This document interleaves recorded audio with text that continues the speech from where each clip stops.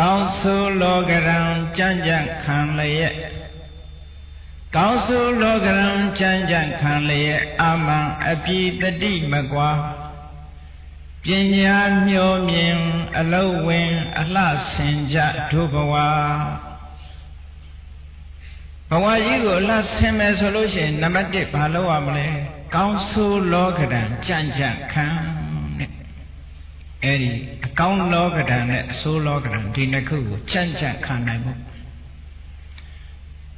အကောင်းလောကဓာတ်ရှိတယ်လို့အဆိုးလောကဓာတ်လည်းရှိတယ်အများစုကတော့အဆိုးနဲ့ဂျုံမှလောကဓာတ်ခံရတယ်လို့ပြောတာအကောင်းနဲ့သာဂျုံလို့ရှိရင်မှိတ်ချိတ်ပြီးတော့နေကြတာနော်ဘယ်သူမှလောကဓာတ်ခံရတယ်လို့ဘယ်သူမှမငြီးဘူးစီးပွားရေးတွေအောင်မြင်တိုးတက်နေတဲ့လူတယောက်ကငါလောကဓာတ်ခံနေရတယ်လို့ဘယ်တော့မှမပြောဘူးလောကဓာတ်ဆိုတာလာဘအလာဘစီးပွားတိုးတက်မှုကိုရတယ်ပညာတိုးတက်မှုကိုရတယ်တိုးတက်မှုမှန်သမျှရရှိတာလာဘအလာဘဆိုတာတိုးတက်မှုတွေမရရှိဘူးတဲ့ဆိုရုပ်တယ်အဲ့ဒါကအလာဘယတအာယတအချမ်းရန်ရှိတယ်အချမ်းရန်မရှိဘူးနေဒါပတန္တာအကဲ့ရဲ့ခံရတယ်ချီးမွမ်းခံရတယ်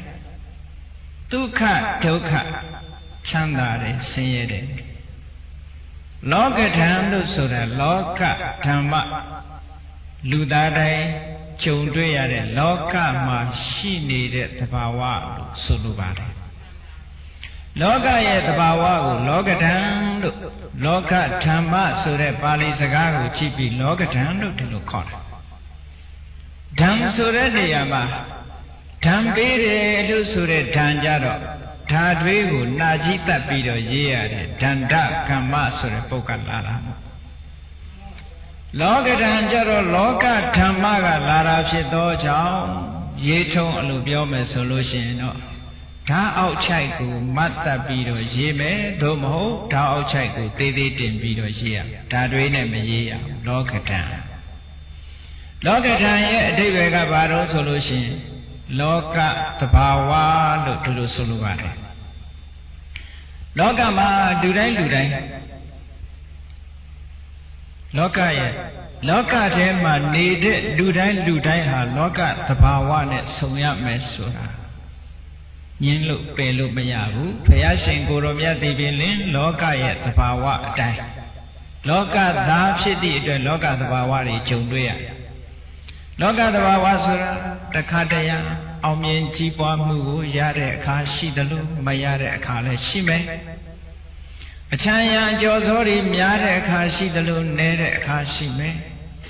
ချီးမွမ်းခံရတဲ့အခါရှိတယ်လို့ကဲ့ရဲ့ခံရတာလည်းရှိမယ်ချမ်းသာတဲ့အခါရှိတယ်လို့ဆင်းရဲတဲ့အခါလည်းရှိတယ်အကောင်းလေးမျိုးအဆိုးလေးမျိုးလောကရဲ့သဘာဝဂျုံတွေ့ကြအဲ့ဒါလိုဂျုံတွေ့တဲ့အခါကျတော့လောကဓာတ်ကိုမခံနိုင်တဲ့ပုဂ္ဂိုလ်ကကောင်းတဲ့လောကဓာတ်လည်းမခံနိုင်ဘူးမခံနိုင်ရင်ဘာဖြစ်အကောင်းလောကဓာတ်နဲ့တွေ့တဲ့အခါကျတော့မောက်မာလာတယ်ငါလိုလူစကူရှိသေးလားဆိုပြီးလက်မထောင်းလာအဲ့ဒါလောကဓာတ်မခံနိုင်တာလို့ခေါ်တယ်နော်တိုးတော့လေလောကမှာလူတွေရှိတဲ့ပုဂ္ဂိုလ်ကအောင်မြင်ကြီးပွားနေရင်ချီးမွမ်းနေခံနေရတယ်ဂုဏ်ပြုခံနေရမယ်ချမ်းသာနေမယ်အချမ်းရံနေများနေမယ်ဆိုရင်ဘယ်သူမှညီးပေါ်မရဘူးငါလောကဓာတ်ခံနေရတယ်ပြောလားပြောဘူးအစင်မပြေပြီဆိုမှဖြင့်အမလီလောကဓာတ်ပြောတာနော်အစင်မပြေတဲ့အခါမှာလောကဓာတ်လို့ပြောတာအစင်ပြေနေတာလဲလောကသဘာဝအစင်မပြေတာလဲလောကသဘာဝထိုလောကရဲ့သဘာဝတွေကြံ့ကြံ့ခံတယ်ဆိုတာဘယ်လိုခံတာတော့ကောင်းတဲ့လောကဓာတ်နဲ့တွေ့ရင်လည်းပဲ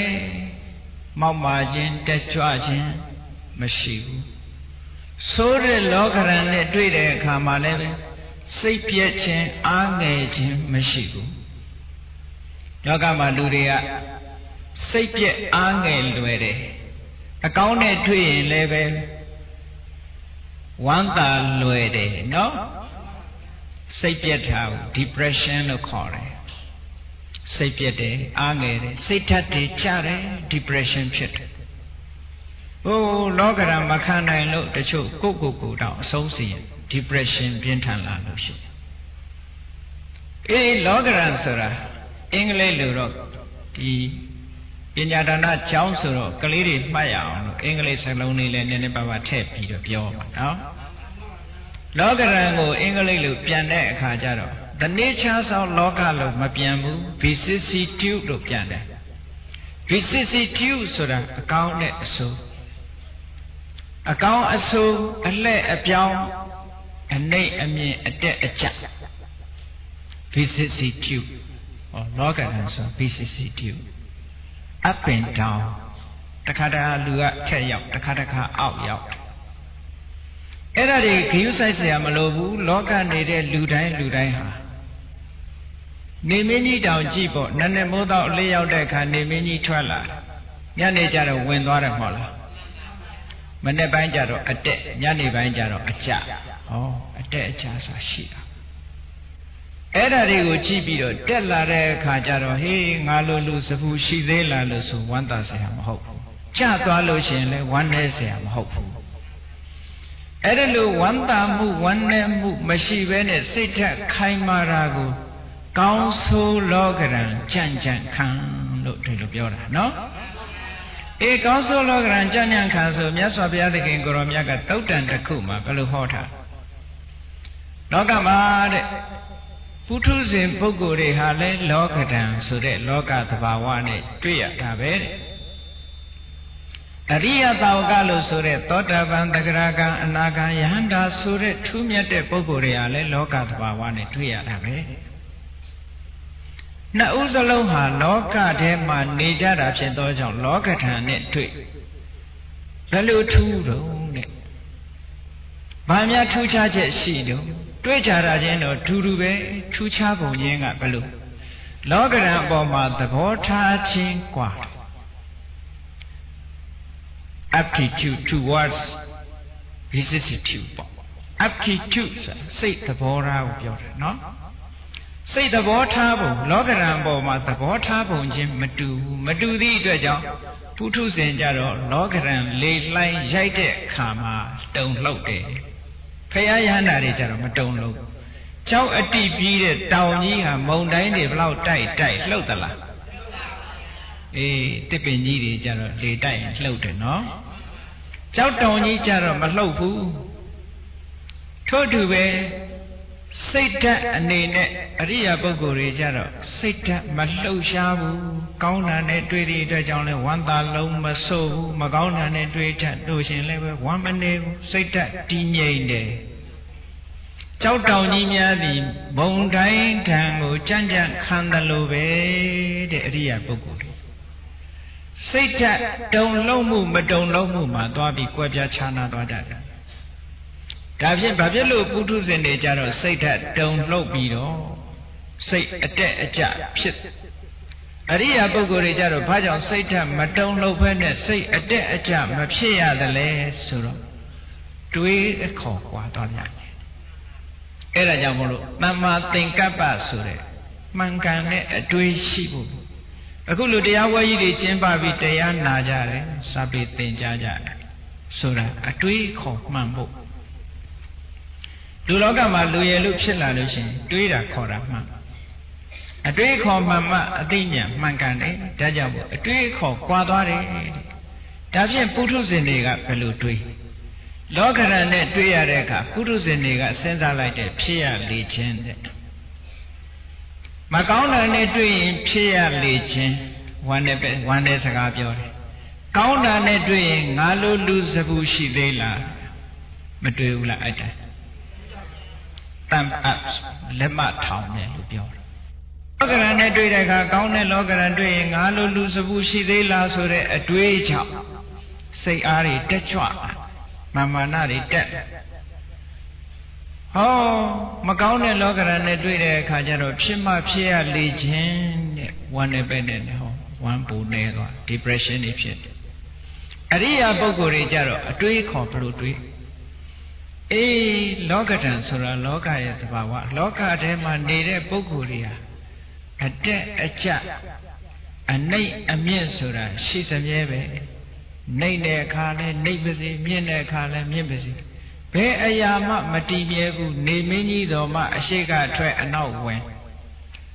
တက်လာတဲ့အချိန်ရှိသလိုကျသွားတဲ့ဝင်သွားတဲ့အချိန်ရှိတယ်တို့ဟာလေဒီလောကရဲ့သဘာဝအတိုင်းသူတို့ကိုဂရုစိုက်နေစရာမလိုဘူးကိုလှုပ်เสียရှိတာတော့